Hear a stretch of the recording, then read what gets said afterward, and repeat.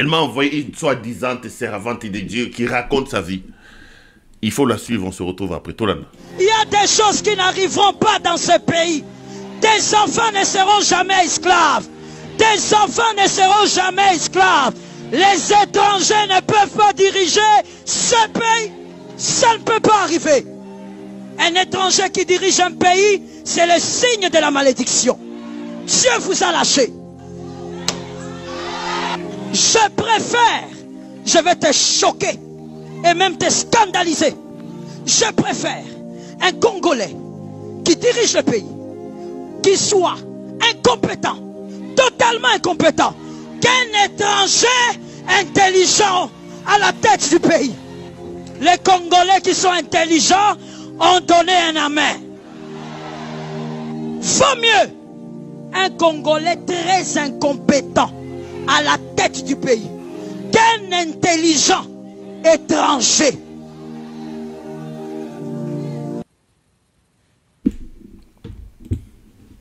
Les amis, est-ce que vous entendez ce que vos pasteurs racontent? Je ne sais pas si ces gens sont en train de vous endormir. Est-ce que vous entendez ce que cette maman raconte? Et à l'église, les gens crient Amen, Amen, Amen. Réécoutons, j'ai dit 2-3 choses, Tolandaï. Réécoutez. C'est quand même assez pathétique. Il y a des choses qui n'arriveront pas dans ce pays. Tes enfants ne seront jamais esclaves. Tes enfants ne seront jamais esclaves. Les étrangers ne peuvent pas diriger ce pays. Ça ne peut pas arriver. Un étranger qui dirige un pays, c'est le signe de la malédiction. Dieu vous a lâché. Je préfère, je vais te choquer et même te scandaliser. Je préfère un Congolais qui dirige le pays, qui soit incompétent, totalement incompétent, qu'un étranger intelligent à la tête du pays. Les Congolais qui sont intelligents ont donné un amen. Vaut mieux un Congolais très incompétent à la tête du pays qu'un intelligent étranger.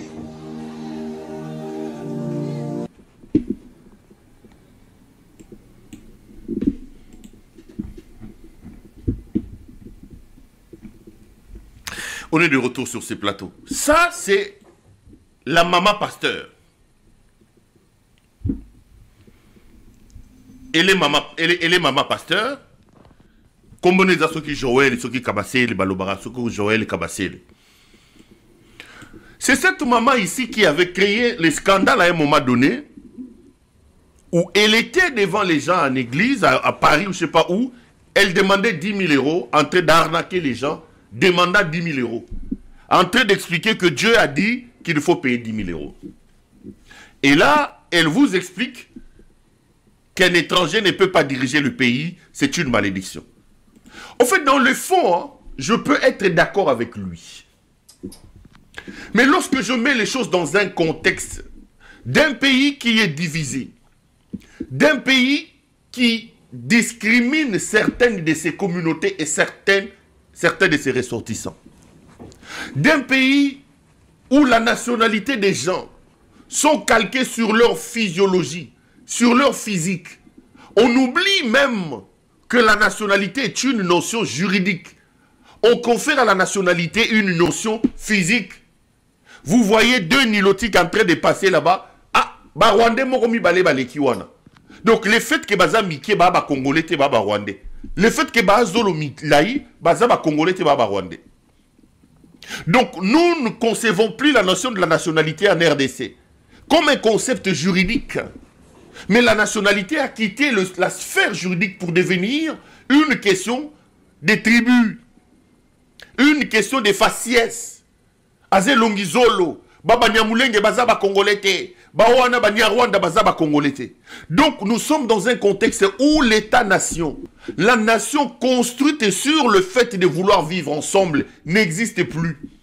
Nous sommes dans un contexte où un ressortissant de la tribu de cette maman, un Moulouba, est au pouvoir et ce Moulouba a fracturé la communauté. Mais vous voyez quelqu'un dans ces contextes-là, qui dit être une femme de Dieu, une servante de l'Éternel, utiliser la chair à la tribune pour parler et relayer un tel discours, je dis que c'est très dangereux. J'ai dit que c'est très dangereux. Elle prêche la Bible. Elle dit que pour elle, il vaut mieux être dirigé par plutôt par un national incompétent plutôt que par un étranger compétent.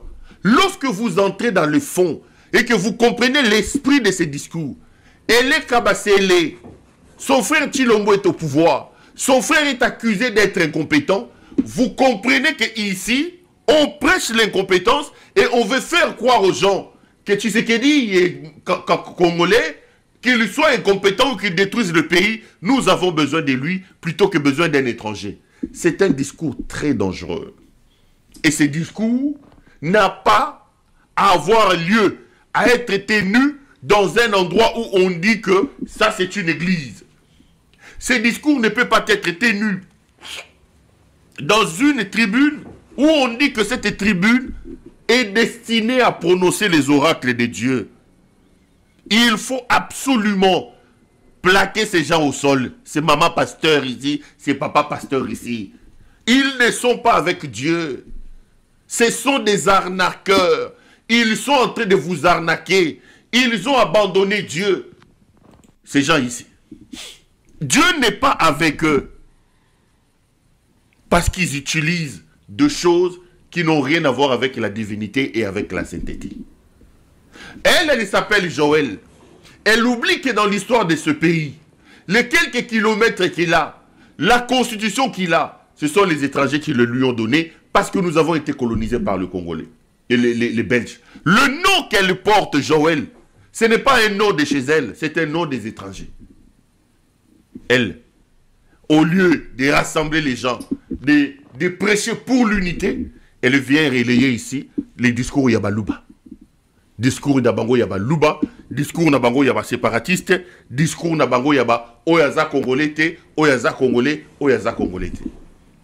Là, je vous ai mis cette vidéo pour vous montrer à quel niveau la dégénérescence, la dégradation de la société congolaise, niveau Nini Yakopo Latokomi. Alors que les autres parlent de grands ensembles, vous avez des soi-disant maman pasteur comme c'était Joël Kabasele, qui est commerçante dans une église pasteur, son mari aussi utilise une autre branche pasteur, il semble qu'ils ont des extensions, la femme gère la boutique de ma campagne, le mari gère la boutique de Mongafou là, de ce fait, on a la capacité d'étendre un peu la sphère de business. C'est elle qui vient vous parler de ces histoires, les étrangers, etc., etc. C'est dangereux. La Bible qu'elle prêche parle d'un certain Joseph qui était étranger dans un pays étranger. Mais à cause de son intelligence et de sa sagesse, Joseph a réussi à gouverner l'Égypte d'une certaine manière, à épargner l'Égypte des complications de la famine dans un pays étranger. Un étranger a mis à l'abri tout un peuple. À l'heure où les autres sont en train d'aller puiser les intelligences à l'étranger, on parle de l'immigration sélective, on parle de l'immigration intellectuelle. Tel va aller chercher un tel ingénieur étranger, lui donne ceci. Tel va aller chercher un tel... Non, nous, on nous amène au nom de la foi, au nom de la Bible, un discours rétrograde par une maman pasteur, entre guillemets, qui vous dit qu'elle préfère un incompétent Congolais diriger le pays plutôt qu'un étranger compétent. C'est extrêmement grave. Et le soir, vous voyez les gens, le matin, basukoli, bache basaki, bakeyi kuna, maman yacha bango maboko, oh moto, feu, donnez l'argent au nom de la Bible. À la fin, vous allez mettre les dîmes et les offrandes. Elle et son mari vont se retrouver. Vous allez rentrer en train d'attendre les prophéties à Lokuta et Koksamarate. Dieu existe. Nous sommes, nous tous, des preuves vivantes de la présence de Dieu. Moi, je suis croyant, foncièrement croyant. Je n'aime pas venir relayer ici mes opinions. spirituelle ou religieuse. Je considère que je parle à une opinion large. L'opinion neutre. Je ne viens pas imposer la foi aux gens ici. Moi, si vous me demandez, je vous dirai que Dieu existe. Mais le Dieu que ces gens vous présentent ici, c'est maman pasteur et c'est papa pasteur, les Denilé ici, les Jibayamampia, les Kankenza et les Koutino et les Mukuna, c'est une arnaque. C'est une véritable arnaque. Et vous devez sortir de cette arnaque. C'est des escrocs habillés en col pastoral qui viennent vous arnaquer. Et lorsque nous réussirons à braquer et à plaquer ces voyous de Félix Tshisekedi au sol, lorsque nous réussirons à délivrer ce pays, non pas parce que des escrocs ont prophétisé, mais parce que les Congolais auront pris conscience de la difficulté qui est devant eux, mais parce que les Congolais auront pris conscience qu'ils doivent sauver leur pays. Lorsqu'on sauvera le Congo, il est important de réglementer des choses et de mettre de l'ordre.